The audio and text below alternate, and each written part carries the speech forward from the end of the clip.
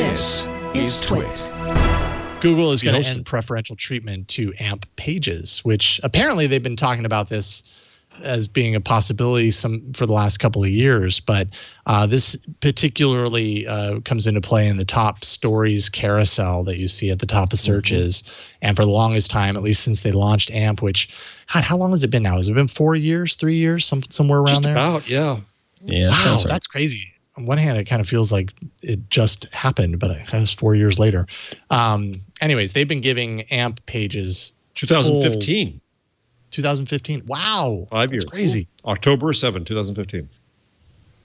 So that okay, we'll finish because I have questions about this. Yeah. So the top stories carousel used to only feature AMP stories, and I think it still does. They've been hinting at changing that to kind of open it up. So now they're going to end that preferential treatment and let other pages get into that, depending on how they rank and that sort of stuff.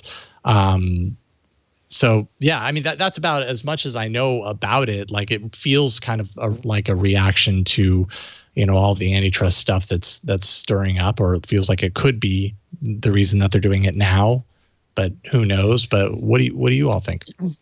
So Stacey, I'm wondering because a couple things. I wonder if this is the beginning of the end for AMP, because we all know that Google loves to throw things at the wall, right, and kill them. Yeah. But I mean, if you built for AMP, all those links, I mean, what happens to that if you've optimized your site and publishing around that? Because that's not normal web stuff. You always had a backup link, as I recall. Okay. You always had what's the word for original? You had the OG link there. Canonical link. Canonical. Got it. Okay. So then I shouldn't worry if I'm a publisher. Think so. I think if you send, you got to have something in place that if you go to an AMP page that doesn't exist, it does go to the canonical. Right. I mean, what's interesting about this to me is a couple things. Or did you have other questions, Stacey? Sorry. Nope, those were my questions. So, because I was around at the beginning of AMP when it was pushed for Google to do this in Google Newsgeist Helsinki. When we talked about this the first time, and it was already in the works with a guy named Bez, who was working on it at Google. The original goal, again, was we in media screwed up the web. We junked it up with all this stuff. This was to speed up the web and make it better. All right. And not to do it in the closed world of Facebook instant articles, but instead do it in the open world of the net. The second thing that was supposed to happen here was that it was open source, and they were supposed to open it up to others and have it taken over by others, and they never really did that, which is why some of the Chrome stuff is really interesting to talk about next. And yes, it was done collaboratively with a lot of publishers and a lot of others, but they never really fully opened up the governance as much as they could have to make it truly open source. Then third, they said, okay, we got this carousel. We're gonna motivate you to do fast pages, and we're going to put AMP pages up on that carousel. Well, the problem is that conflated the two. They should have said from the beginning, which is kind of what they're saying now, is, well, if you have a fast page, no matter how you make it, it can be in the carousel. They should have done that ages ago. But now, in antitrust world, it doesn't look so good that you had to use their thing. You never had to use Google hosting, but Google hosting was a lot faster and cheaper. It was free. You didn't have to pay for other services to be your CDN. So it had advantages. The rollout had some problems, and I think now you're right, Stacey, that it's one of those things that Google says, "Oh, that was yesterday's fun thing. We're kind of bored by that now."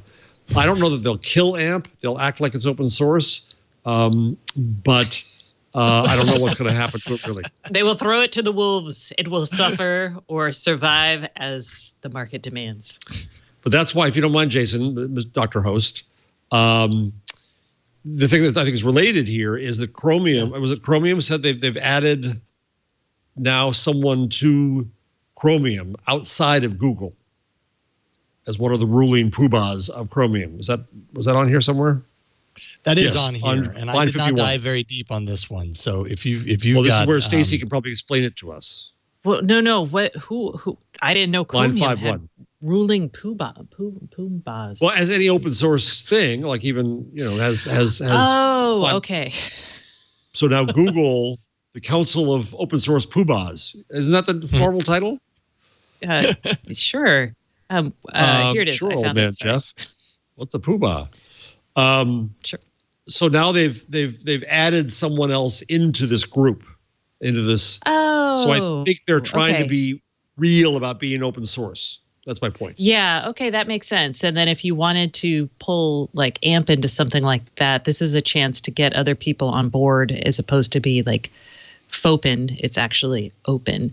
And as long as people actually want to participate in it. So Google actually has sense. 2 non-Google engineer overseers. Overseers. That's what they're called. Overseers.